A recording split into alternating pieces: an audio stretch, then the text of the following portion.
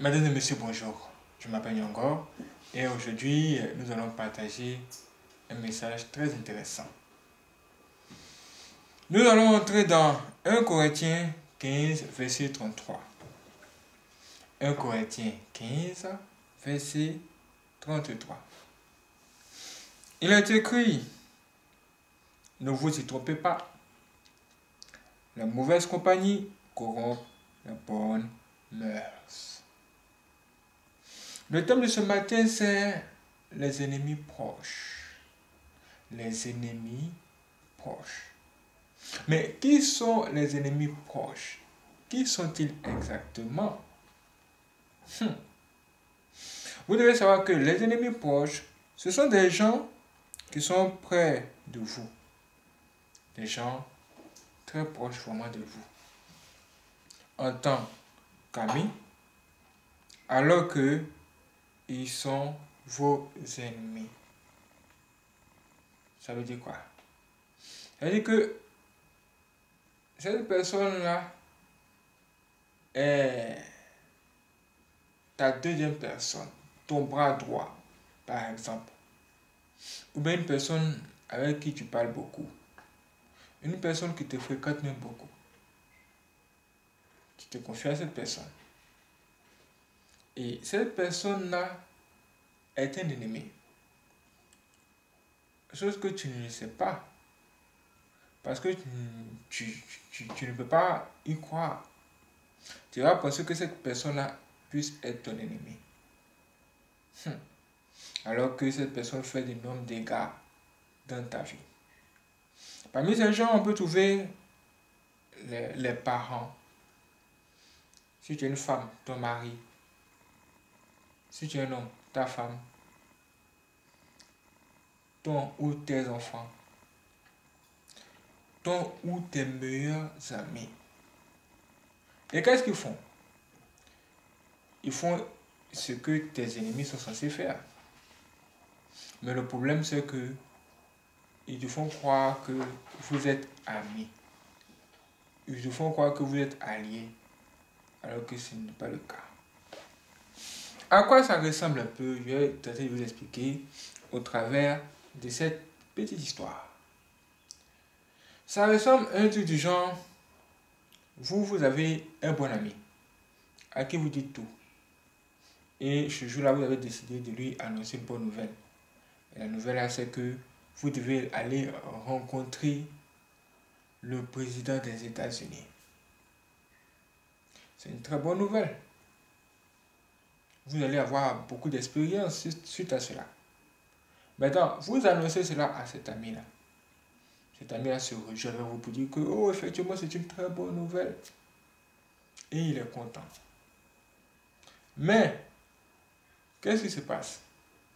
Ce qui se passe, c'est que le jour J même où vous devez aller en voyage aux environs de midi, qu'est-ce qui se passe?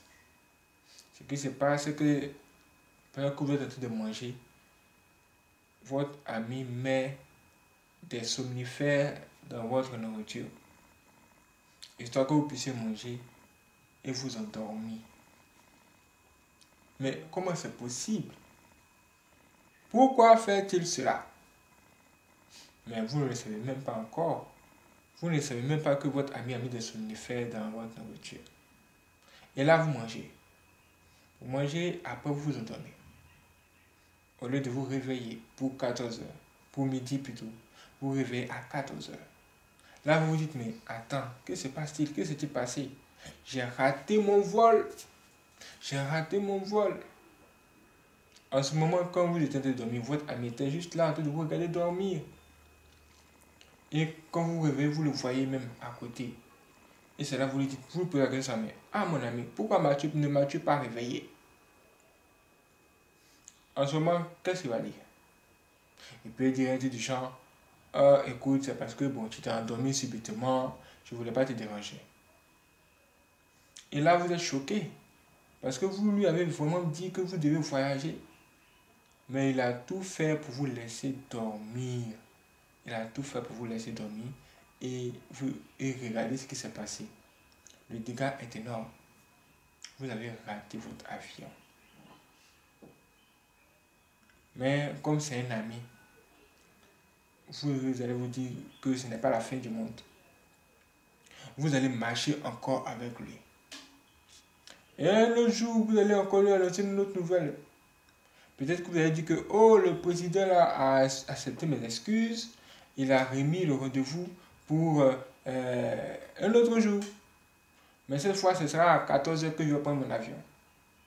Là, vous donnez toutes ces informations-là à votre ami qui est en train de vous mettre dans les problèmes. Là, il a toutes ces informations. Et qu'est-ce qu'il fait encore? Il va attendre. Quand le moment sera venu, il va vous inviter à table. Pendant que vous serez en train de manger.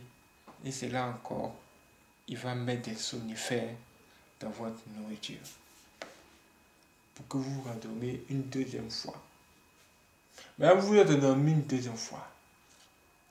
Et vous vous êtes réveillé à 16h. Alors que vous devez prendre votre avion à 14h. Et vous trouvez encore ce même ami. Vous dites, mais attends mon ami. Qui es-tu réellement? Es-tu un ami ou un ennemi? À ce moment, il va trouver des excuses bidons. Des excuses qui n'ont aucun sens. Mais le mal est déjà fait. Et vous posez la question maintenant, mais pourquoi est-ce que vous vous endormez à chaque fois? Pourquoi est-ce qu'à chaque fois que vous devez manger, après avoir mangé, vous vous endormez? Et voici comment vous allez installer peut-être les caméras de surveillance dans la maison pour le prochain rendez-vous important. Et vous installez les caméras de surveillance et vous découvrez après que votre ami met des choses dans votre nourriture à chaque fois que vous avez un rendez-vous très important. En ce moment-là, que feriez-vous? Que feriez-vous? Forcément, vous allez devoir prendre une décision. Une décision qui est de vous séparer de cet ami. Parce que c'est celui-là qui ne veut pas vous voir décoller. C'est celui-là qui ne veut pas vous voir réussir. C'est celui-là même qui ne veut pas vous voir prospérer. Et qui combat auprès de vous. Sans que vous le sachiez. C'est ce qu'on appelle les ennemis proches. Quand tu marches seul là, tu n'as pas de problème.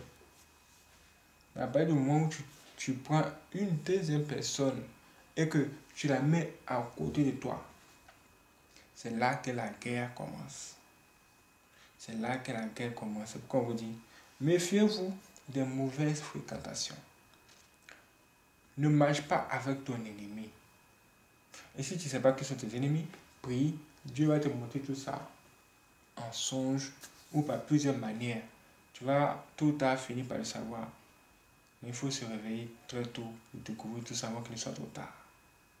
Parce que la semaine dernière, quelque chose s'est passé. Je vous ai dit que parmi ses ennemis proches, il peut avoir vos parents, on va dire aussi votre mari ou bien votre femme. Voici un homme du Nigeria. Lui, il allait chez les Blancs. Il a décidé de revenir au pays, dans sa propre maison qu'il a commencé à construire. Mais il n'a pas encore terminé. Il est tenté d'achever, mais il a fini le R+1. Bon, il peut dormir là-dedans pendant qu'on achève le reste. Maintenant, lui, il arrive. J'ai dit qu'il va venir dormir à la maison. Il trouve une autre personne dans la maison. Il dit, mais monsieur, que faites-vous ici? Qui êtes-vous? Le monsieur de la maison, lui pose la question, mais vous-même là, vous êtes qui? C'est devenu bizarre. Il dit, mais je suis le propriétaire de la maison, je viens d'arriver de l'Europe. Le monsieur maintenant qui avait le portail lui dit, mais c'est moi le nouveau propriétaire d'ici, hein, c'est moi le nouveau propriétaire. Votre femme m'a vendu cette maison à 10 millions. Il dit quoi, à 10 millions, sérieux? Et puis elle ne m'a pas dit. C'est là qu'il a commencé à faire une vidéo pour poster sur Internet. Dans cette vidéo, on peut bien entendre dire ceci. Il dit, la personne que j'appelle ma femme, voici ce qu'elle m'a fait. Voici ce que la personne que j'appelle ma femme m'a fait. Une personne que j'appelle ma femme. Une personne que j'appelle ma femme. Tellement il était dépassé. Il a commencé à expliquer certaines choses. Il dit que le terrain, il a acheté à 9 500 000. Pour faire les plans, toutes les choses à côté, 500 000 de plus. Puis d'autres choses. Sans compter le bâtiment, le 1+1. Plus les portes, les trucs, tout ce qu'il a installé, d'autres choses encore. C'est-à-dire, elle a vendu ça à un prix qui n'a aucun sens. C'est comme si elle était fâchée contre lui, elle voulait se venger. C'est bizarre. Il avait un ennemi proche, un ennemi près de lui, mais il ne le savait pas. Vous voyez le danger d'avoir un ennemi proche. Cet ennemi proche peut entrer en possession des informations très importantes sur vous. Et oui, et cet ennemi-là peut faire d'énormes dégâts. C'est comme une jeune femme qui a pris la carte bancaire de son copain. Elle dit que son gars elle est trop avare. Donc un jour il allait faire retrait au guichet automatique. Là. Elle a gardé le code. Après elle a pris sa carte pour aller se servir. Elle dit que comme tu es trop avare là, moi-même je prends ta carte pour aller me servir. Vous avez vu comment ça se passe? Quelle serait maintenant la réaction de cet homme? Les ennemis proches. Mes frères et sœurs, que Dieu vous délivre de ce genre de personnes. Il faut qu'on en parle. Quand vous décidez de marcher avec quelqu'un, juste la deuxième personne, préparez-vous à la guerre. Parce que c'est là que ça commence. Que Dieu vous garde.